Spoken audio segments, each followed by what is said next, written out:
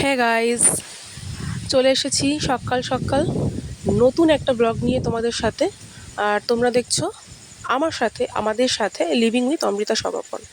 আজকে জামাই ষষ্ঠী স্পেশাল, সেই জন্য সকালবেলায় ঘুম থেকে উঠেছি 3:30টার সময়। আর 3:30টার সময় উঠে দেখি তখনও সবাই ঘুমাচ্ছে, কেউ ঘুম থেকে ওঠেনি। আর আমি কাউকে ডাকিনি, কারণ সারাদিন অনেক খাটাখাটনি করার পরে সবাই শোয়। আমি 3:30টার সময় ঘুম থেকে উঠেই আগে নেল পলিশ পরতে শুরু করেছি, কারণ রাত্রেবেলা খুব টায়ার্ড ছিলাম, তাড়াতাড়ি ঘুমিয়েও পড়েছিলাম। তো সকালবেলা এই কাজটা আমি সেরে নিয়েছি। আর সকালবেলায় ঘুম থেকে উঠে আমি পায়ে একটু আলতা পরে নিয়েছি, কারণ ছোটোবেলা থেকে মায়ের মুখ থেকে শুনেছি, মা বলতো যে সধবা মানুষ বিয়ের পরে কোনো শুভ কাজে আলতা পরে গেলে সেটা খুব ভালো হয়, বা আলতা পরে যাবি, কোনোদিনও পা খালি করে যাবি না বিয়ের পরে। সেই কথা মতন দেখো এখানে আমি আলতাও পরেছি, আর আমার পদযুগলগুলো তোমাদেরকে দেখিয়ে দিয়েছি। আর এখানে হয়ে গেছি আমি একদম রেডি। তো আমাকে জানিও আমার এই সাজটা আজকে জামাই ষষ্ঠীর স্পেশাল সাজ আজকে কেমন হয়েছে। আর অবভিয়াসলি আমার হাজব্যান্ডকে এখানে মামবাপি আমাদেরকে বাস স্ট্যান্ডে তুলে দিতে আসছে, আমরা বাসে করে যাব। তো বাসে যথারীতি চেপে পড়েছি, আর চেপে পড়ার পরে বাস ছেড়েও দিয়েছে। এখানে দেখো দিব্যি বাস চলছে বাসের মতন, আর পুরো বাস আজকে ফাঁকা ছিল, আমরা একদমই ফাঁকায় ফাঁকায় যেতে পেরেছি। এখানে সকালবেলায় লিটারালি সেরকম ওয়েদার ছিল না, আর আজকে ওয়েদারটা খুব ভালো, কাজে মানে খুব স্বাদ দিয়েছিল আমাদের। দেখো বাসের অবস্থা, সেরকম একটা লোক নেই, আর আমরা একদম ফাঁকা সিটে বসে আসতে পেরেছি।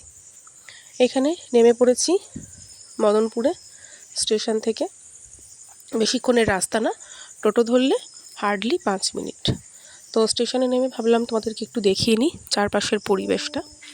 আর আমি এখানে দাঁড়িয়েছিলাম, আমার হাজব্যান্ডকে দেখো, ওর একটা অ্যাক্সিডেন্ট হয়েছিল রিসেন্টলি, ওর হাতের একটা চামড়া উঠেও গেছিলো, সেজন্য ওকে আমি সারা রাস্তা ব্যাগ ক্যারি করতে দিইনি। বাট স্টেশনে নেমে আমি বলেছিলাম যে আমি আর পারছি না, আমার লিটারালি হাত ব্যথা করছে, বা তুমি নাও।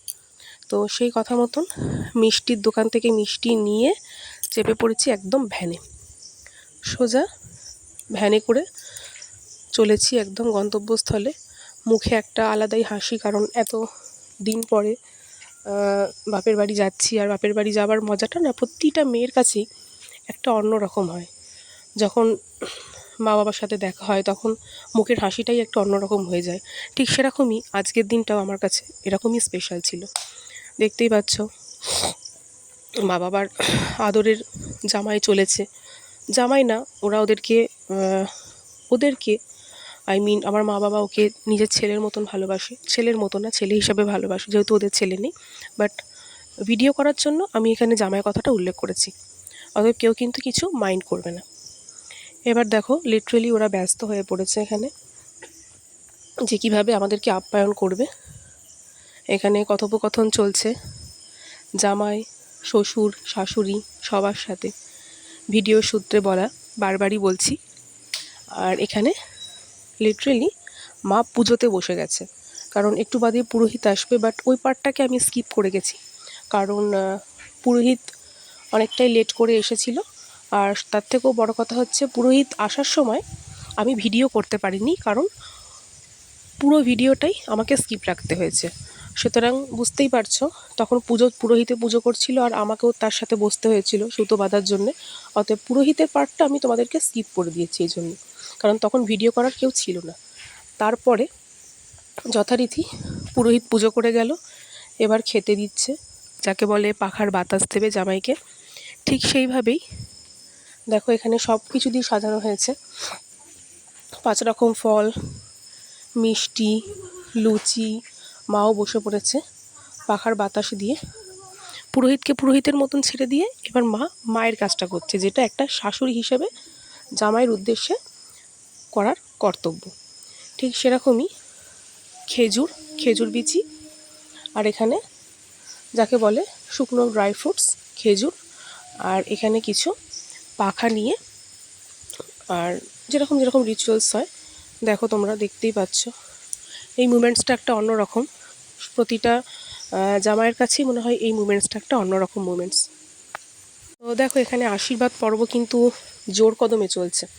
আর এখানে মেন জামাই ষষ্ঠীতে মেন যেটা বাঁধে তাগা বা সুতো যেটাকে বলে ষষ্ঠী সুতো, সেই সুতো মা রেডি করে রেখেছিল সকালবেলায়।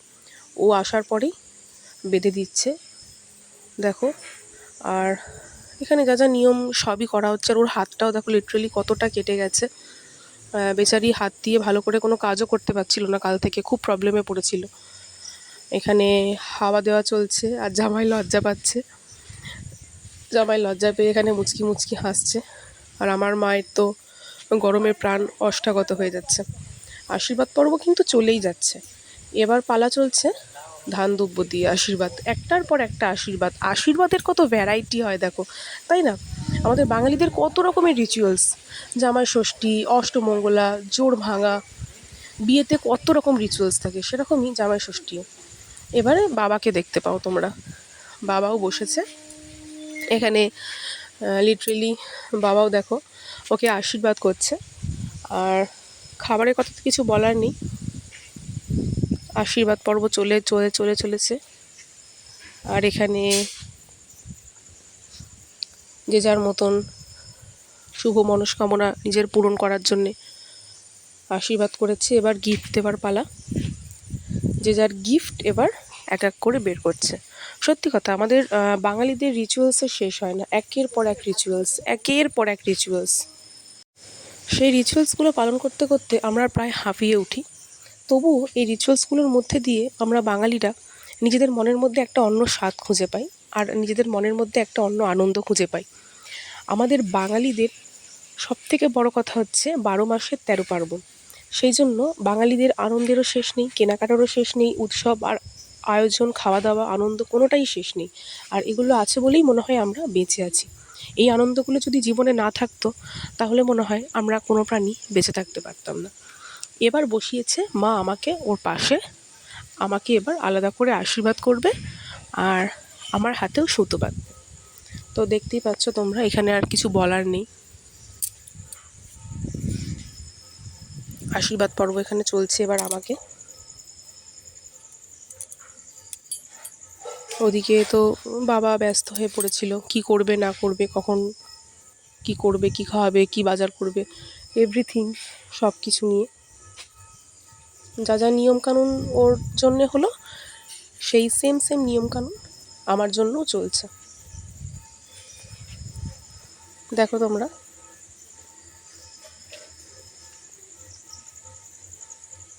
আর প্রত্যেক বছরই এই জামাই ষষ্ঠীতে গরমটা এতটাই পড়ে, প্রত্যেকটা মানুষের প্রাণ যেন ওষ্ঠাগত হয়ে ওঠে। আর সেই মুহূর্তে পাখার বাতাসটা যখন আমাকে করছিল, তখন ভাবছিলাম কি না আরাম লাগছে। মনে হচ্ছিল যেন আরেকক্ষণ বেশি কিছুক্ষণ ধরে যদি পাখার বাতাস করতো আরও ভালো লাগতো। সেই মুমেন্টে খুব ভালো লাগছিল। এবার আমার হাতেও সুতো বাঁধার পালা। দেখো সুতোটা বাঁধছে আমার হাতে। জেনারেলি যেরকম রিচুয়ালস থাকে, সমস্ত রিচুয়ালস একদম নিট অ্যান্ড ক্লিনভাবে সমস্ত রিচুয়ালস পালন হচ্ছে আমাদের ঘরে, কোনো কিচ্ছুর খামতি দেয়নি। ইভেন আমার মা এই জামাই ষষ্ঠীর দিনে, আজকের দিনে কিছু খাবেও না, কারণ যেহেতু ষষ্ঠী মেনেছে, পুরোহিত ডাকিয়ে পুজো করিয়েছে, সেই জন্য যেরকম হয় শাশুড়ি মারা ফল খেয়ে থাকে, সেরকমভাবেই আমার মা ফল, দই চিড়ে, লুচি সকাল থেকে কিন্তু এগুলোই খেয়ে আছে। তো এখানে হাঁপ ছেড়ে বসার পরে এবার বাবার আশীর্বাদের পালা। বাবাকে প্রণাম করলাম, আবার সমস্ত কিছু কমপ্লিট হলো। এবার আমাকে গিফট দেওয়ার পালা। আমাকে মা একটা খুব সুন্দর শাড়ি গিফট করেছে, তোমাদের সাথে সেটা আমি পরের পার্টে শেয়ার করব, এই মুহূর্তে না। আর জামাই দেখো পাত পেরে বসে গেছে, কথায় বলে না জামাই আমি হিট, সবার সাথে ফিট, একটা গান আছে না কথায়, ঠিক সেরকমই জামাই কিন্তু বসে গেছে।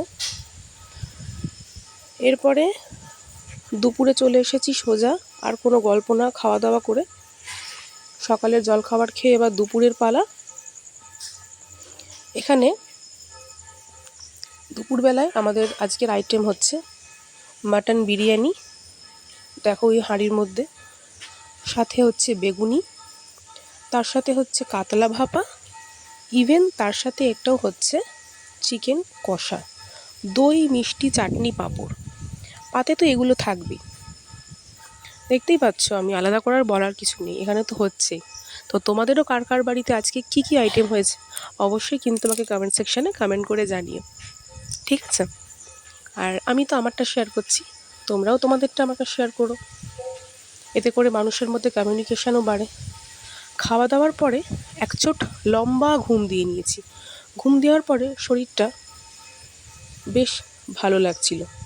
আর সকালে খাওয়া দাওয়ার পরে শরীরটা এতটাই টায়ার্ড লাগছিল, ঘুম না দিয়ে আর থাকতেও পারছিলাম না। তো এখানে এবার ওয়েট করছি দুপুরের খাওয়ার জন্য। প্রচণ্ড খিদেও পেয়ে গেছে, তো লিটারালি বসে পড়েছে। বাবাও খেতে বসে পড়েছে, ওকেও দিয়ে দেওয়া হয়েছে। ওদের দুজনকে দিয়ে দেওয়ার পরে তারপরে আমরা খেতে বসেছি। ওদিকে বাবাকে দেখো, ক্যামেরা দেখেই বাবা হাত নাড়াচ্ছে, হাই করছে। এদিকে তো জামাইকে একদম পাত পেরে খেতে দেওয়া হয়েছে। জামাইয়ের মুখের হাসিটা দেখো, জাস্ট স্মাইল দেখো। খাওয়া দাওয়ার পরে আরও একবার একচোট ঘুম দিয়ে নিয়ে এবার শুরু হয়েছে আমাদের বাড়ির সমস্ত ফল ফলারির গাছ দেখা।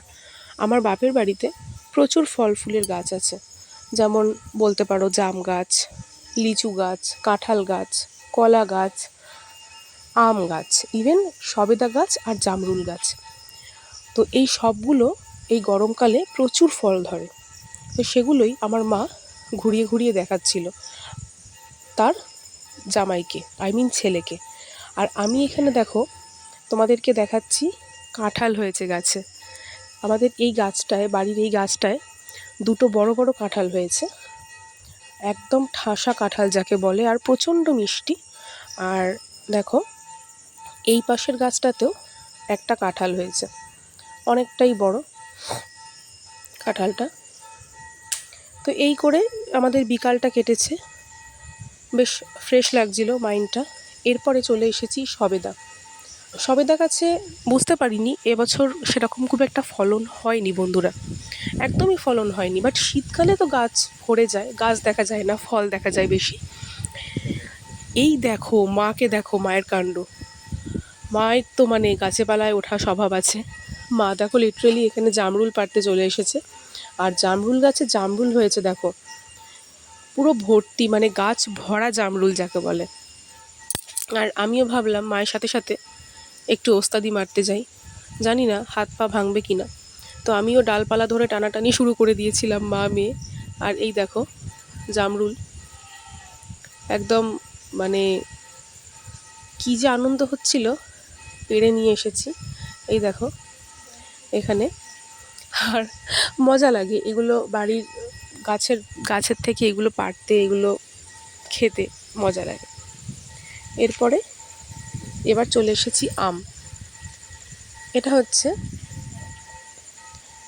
জানি না আমি অত আমের ভ্যারাইটি জানি না, বলতেও পারি না, বাট এই আমটা একটু টক মিষ্টি খেতে, খুব সুন্দর, যাকে বলে কাঁচা মিঠে আম, বেশ ভালো খেতে। না না বন্ধুরা, এটা কাঁচা মিঠে আম না, এটা হচ্ছে গাছের ল্যাংড়া আম। কিন্তু আমটার এত অপূর্ব স্বাদ, না খেলে বোঝা যাবে না।